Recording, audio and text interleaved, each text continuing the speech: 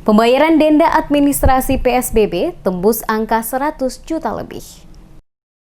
Pembayaran denda administrasi pelanggaran PSBB yang ditetapkan oleh pemerintah Kota Ambon hingga bulan Oktober 2020 tembus angka 100 juta lebih sesuai data yang ada pada Biro Hukum Pemerintah Kota Ambon. Penegasan ini disampaikan langsung Kepala Bagian Hukum Pemerintah Kota Ambon, John Sularmanat, saat diwawancarai tim Dimas Media Group pada Rabu 21 Oktober 2020.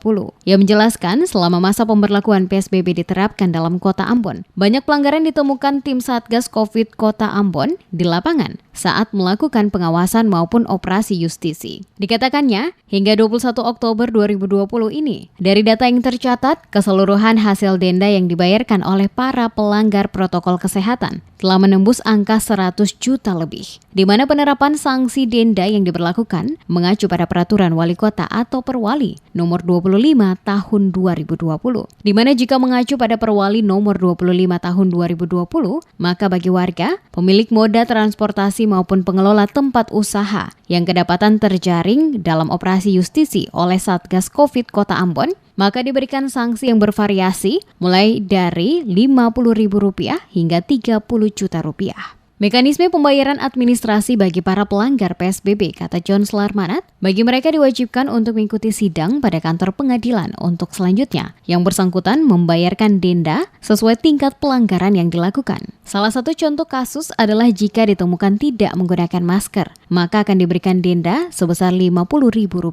Sementara pelanggaran lainnya seperti pemilik moda transportasi dan pemilik tempat usaha juga berbeda nilai dendanya yang harus dibayarkan. Kalau hasil denda administrasi dari PSBB sejak penerapan sanksi administratif ya, dengan adanya Perwali 25, implementasi dari perkenan itu sudah secara keseluruhan 100 sekian, belum sampai 100, kurang lebih ya. 100 juta ya Pak? Juta, ya. 100 juta.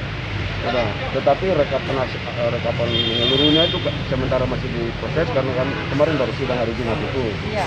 Yang terakhir itu kan 85. 85 Ya, ini kurang lebih ada 30-an yang sudah masuk.